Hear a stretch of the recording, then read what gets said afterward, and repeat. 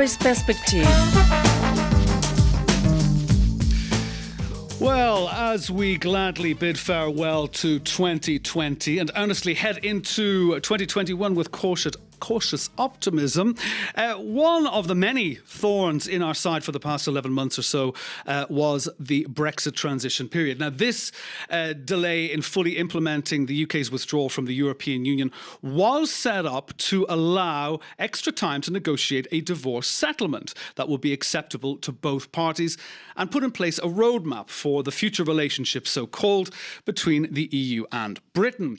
Now, in a year that was thrown on its head by the COVID-19 pandemic, Brexit took a back seat in the press until October, when deadline after deadline for a trade deal was broken and the prospect of a no-deal scenario looked increasingly likely. And that was the rhetoric coming from both sides of the negotiating table. Now, what brought it down to the wire was the so-called level playing field and the contentious issue of fishing rights.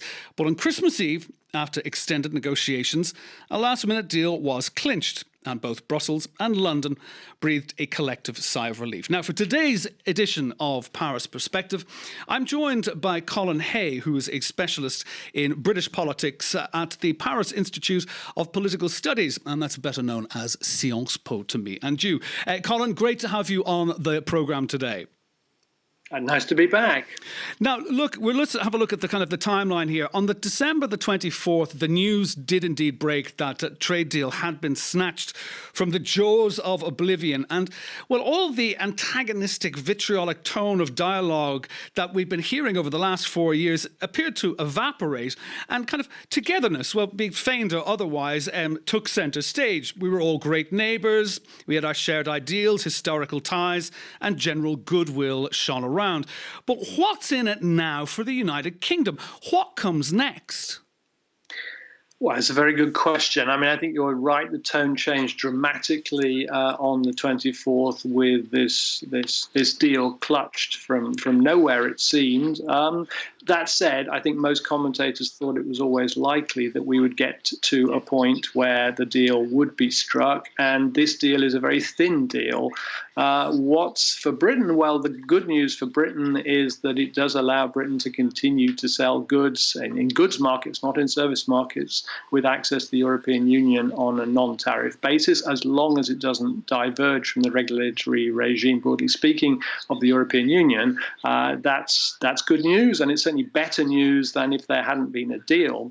And I think that gives us a clue as to the future, because in a sense, if there had been no deal, then things would pan out, I think, very differently. It would be very, very difficult to resume the conversation. It would take some time to get the partners back to the table, renegotiating again. Whereas with a thin deal, but a deal, I think it's possible to imagine a slow extension of the deal over time into things like financial services, service provision, a variety of other forms. So there will be more cooperation going forward with a deal having been agreed than there would have been had no deal been agreed, I think. And indeed, on that, a little over 1 year ago, the UK Prime Minister Boris Johnson insisted that a deal with the EU was oven ready. Now, let's just have a quick look at what he was saying back then. This is the oven ready pie. This is the get Brexit done. This is the perfect metaphor for what we're going to do in the run up to Christmas. If we can get a working majority, we have a deal. It's ready to go. You saw how easy it is. We put it in, slam it in the oven, take it out. There it is. Get Brexit done. Take the country forward. Unite, level up.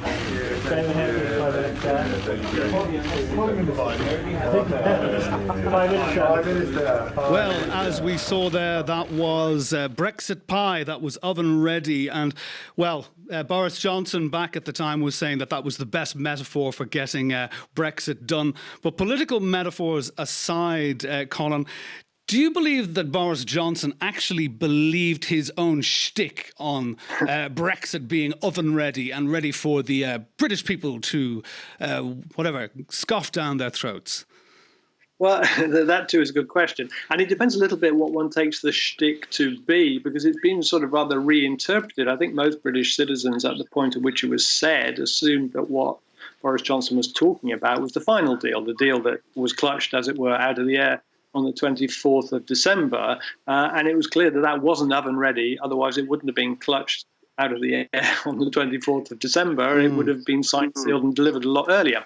But it's interesting because when it became clear that that kind of a deal wasn't oven ready at all, Boris Johnson started talking rather different terms about what he meant by that analogy. And at times he's implied that all he meant by that analogy was the transition agreement. The transition agreement was, of course, agreed a while back.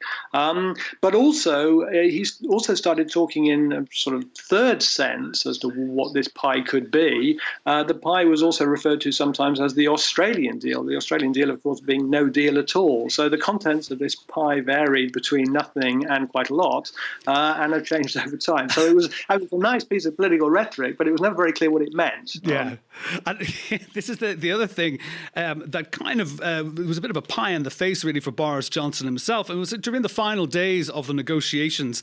Johnson wanted to directly call President Macron here in France and the German Chancellor Angela Merkel, but he was bluntly rebuffed by both of them, where basically they said, look, you're talking to the EU, not to individual states here. But looking here between France and Britain, despite all the French bashing in the pro-Brexit British press that happened over the last 4 years, in the end, though, has France actually come out stronger from Brexit than was expected?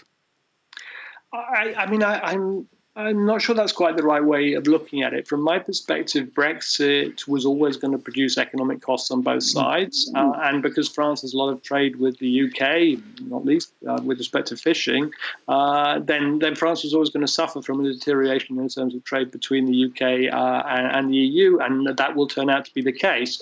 It's certainly true that having a deal rather than no deal is beneficial to France, even with respect to fishing, because it can continue to access, at least for the first 5 years or so, UK waters, and indeed for fish sold to it by British fishermen and women, it won't have to.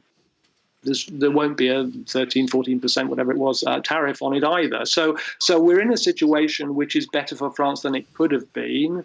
But I don't think this is a win-win scenario. This is a sort of damage limitation scenario, and it was always going to be that. The damage is less than it could have been, but there still will be damage, I think. That said, there may be some opportunities for France as well in this, but overall, this is not a win-win scenario. This is a lose-lose scenario. Well, one of the nicest quotes that I've picked up on recently is this was the slowest moving bullet in history, 4.5 years from gun to foot. So no one came out on top of this. But I mean, still looking at this from a French perspective, I mean, what opportunities do you think Macron will try and seize upon or exploit following the UK's departure from the bloc? Like you touched on fisheries there, but there's also, ports. Dunkirk, I believe, is going to be developed to be able to take more freight in from European country, like Ireland, of course, the Republic of Ireland, which has the only hard border with the UK. But there's also, transport, finance, pharmaceuticals. What areas do you think that can be moved around on the chessboard now that the UK has pulled out of the EU?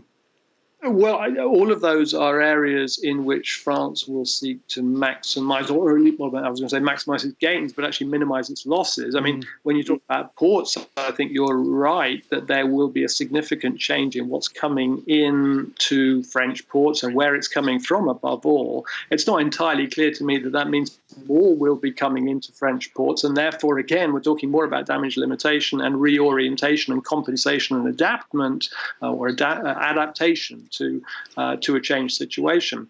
And the French have sought to bring to Paris in particular, and the Germans have sought to bring to Frankfurt some financial services.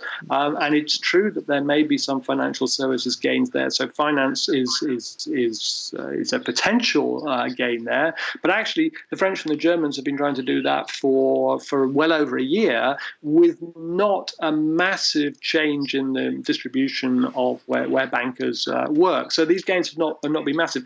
I do, however, think that from the French perspective, the political gains are potentially significant. Macron in a sense, is and may feel himself a more powerful actor on a European stage without the British presence, and in particular without the capacity of the British to kind of galvanize an East Central European grouping around it as a kind of antidote to a kind of Franco-German alliance in a way. So I think Macron may feel empowered on a European stage by Brexit, but that's more political, I think, than it is economic.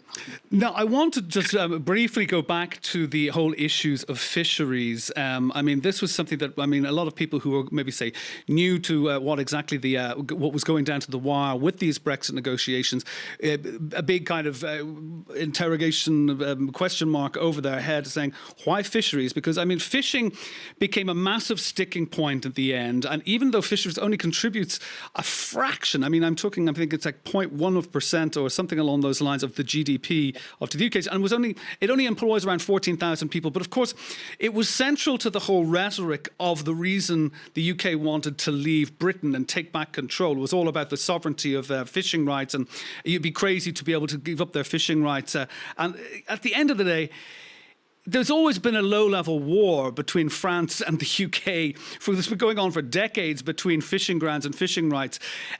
Do you think, like maybe I'm putting words in your mouth here, but I mean, to what extent do you believe that France really pushed this agenda to make the UK suffer when it came down to the fisheries issue? Well, I think that's the question, and that's been an interpretation which has been placed on this. I mean, that wouldn't, however, be my interpretation. My interpretation is that actually, particularly had there been a no-deal Brexit scenario, France would have suffered quite considerably in terms of fishing. At the moment, French fishermen and women have access to British waters, significant access to British waters. British fishermen and women don't have the capacity to catch all the fish in their waters, and therefore, if we had reached a situation of no deal in which Britain was reclaiming, for symbolic reasons more than anything else, not for economic reasons, its sovereign waters, then a lot more fish would have remained in the sea, basically. So, and indeed, those fish which British fishermen and women caught and tried to sell to France would have a tariff associated with them. For all of those reasons, I think it was very important to France that there was an agreement, and the agreement which is reached is a reasonable one, I think, for the French on fishing, but it's only a temporary agreement. And so in one sense, you could argue that the can's been kind of kicked down the path 5.5 years, but the issue hasn't entirely gone away, and it will come back at some later point. And now, of course, the expected gridlock at ports between the UK and France. I mean, this was something, there was a real build-up over the past few years about what will actually happen on Brexit Day. But thankfully, it didn't actually materialise on January 1st. There were a few hiccups here and there. But of course, this is just the beginning of the divorce. Let's just look at the kind of the bigger picture here. How do you see bilateral cooperation and relations between Paris and London developing now that Brexit is, to all intents and purposes, a done deal? Because that kind of cooperation, especially when it came to logistics, was kind of key to, well, also the argument of it's better to remain than to pull out. So what exactly is the future for bilateral cooperation between the two countries? Well, in a sense, particularly with the agreement that's reached, there's no particular reason why bilateral cooperation shouldn't be rather good. Most of the issues and many of the outstanding issues and many of the issues about extending the trade deal beyond trade to services and all the rest of it, those kinds of issues will be dealt by at a European level, as they were in the transition period and in this deal. There's not a great deal for France and Britain to fall out over yet, although possibly at some point in the future there will be a second round of the negotiation around fishing. The outcome of that will depend very much on who's in Westminster and indeed possibly also who the French president is at the time too. But there's no particular reason, I think, for France and Britain to fall out, because there's not a great deal to fall out over at this point. There is an agreement. The agreement is in place. It's a European agreement, and France is bound by it and seemingly quite happy with it. But that said, as we know, both British prime ministers and French presidents have a history of seeking to magnify the differences for, again, symbolic reasons between them. And so if there are any marginal differences, any falling out between the EU and the UK over issues over the year to come, I wouldn't be at all surprised if both on both sides of La Manche of the Channel there will be a certain amount of political posturing around that, which will make France look more responsible for the EU's position diverging from Britain's, or Britain's position diverging from that of the EU and France. Which is going to lead me to the next question, but I think you pretty much nailed it there. I mean, what is the common ground that the two leaders actually share? Will that old historical rhetoric still come to the fore, no matter what, let's just say, bilateral relations they two might have, personally? Well, it's kind of interesting because in all kinds of respects, I mean, Macron, I suppose, seen from the UK side, is a surprisingly liberal president in a way. And in a way, Johnson's position, I mean, clearly is a liberal one, but he's a sort of conservative nationalist. There are differences between their positions, but they're not as far apart politically as one might imagine. But I think they will continue to ramp up the rhetoric when the rhetoric benefits them to some extent. But at the same time, it's a sort of smoke and mirrors kind of thing. There is a great deal of an affection between these two countries. There always has been, and I think it's done in a slightly jovial kind of a way. Sometimes it's ratcheted up, and sometimes it's ratcheted down in a sense. The one big difference, I think, is that Boris Johnson's politics, a little like Trump's politics, is very anti-multilateral, is very anti-regional, is kind of global, but a global community of nations, whereas Macron's politics is much more multilateral, is much more European. Clearly, he wants to be seen to take the lead on that. But it's interesting because that, I think, has been somewhat in abeyance in world politics in recent years, and it's possibly been reinforced by COVID too, where decisions have typically been made at a national level rather than at a European level even. And indeed, I was going to ask you various questions about the state of the union of the United Kingdom of Great Britain and Northern Ireland. Obviously, this has been shaken now. You have the Scottish nationalists who are, feeling emboldened now to have a second referendum on independence. But that, I think, we will bring that up on another stage, because it really is a whole other can of worms about the integrity of the United Kingdom after Brexit. But I want to ask you one final question today, and that's more about the actual political structures that have evolved over the last 4 or 5 years, even back to, one could say, the early 90s, and when Margaret Thatcher really came out in the late 80s, early 90s, before she actually resigned, that really kind of turned the tide against Europe. What exactly is the future of the UK's conservative political interior now? What's happening now to the hardline Brexiteers? I mean, many of whom fell in line with Johnson's deal, but what about the anti-Brussels, like the European Research Group, the people such as Jacob Rees-Mogg and Michael Gove?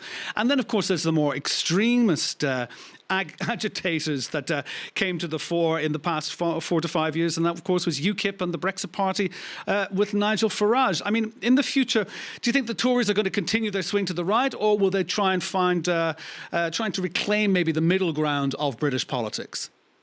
I think that depends a lot on how Brexit settles, what the Brexit that Brexit turns out to be looks like. And I think it's interesting in a sense that the arch Brexiteers, really all of them, have come behind the deal. And so Brexit is now much more depoliticized than it might have been. And that's probably quite good news for Boris Johnson. Ironically, it's probably quite good news for the Labour Party too, actually, because I think neither party really wants Brexit to go on any longer, because it is such a divisive issue. And it's not just divisive along partisan lines, it's within party divisive too. So I think the hope on both sides of the political spectrum is that Brexit settles, that probably Boris Johnson will not be striving to do too much, which would result in tariffs on imports and exports between the EU and the UK. But that will create a problem for him. And the problem for him will be that the arch Brexiteers will say, we have this sovereignty, but we're not using it. We are still honouring and obeying the regulatory regime of Europe. And that argument, it's a much less powerful argument now than it was, but that argument will remain there, and it will be difficult for Boris Johnson in a sense. So Brexit doesn't go away. Brexit will still be there. But I think, in a sense, it becomes less of a position-defining issue in British politics now, and because it never was historically. Okay, thank you very much, Colin Hay, for really, just casting a light on what actually we can expect over the coming years and how UK politics will evolve, especially within the UK Conservative Party over the coming years, now that Brexit has actually been done. Colin Hay, specialist in British politics at the Paris Institute of Political Studies, thank you very much for being on Paris Perspective today. Thank you. Happy New Year. Happy New Year.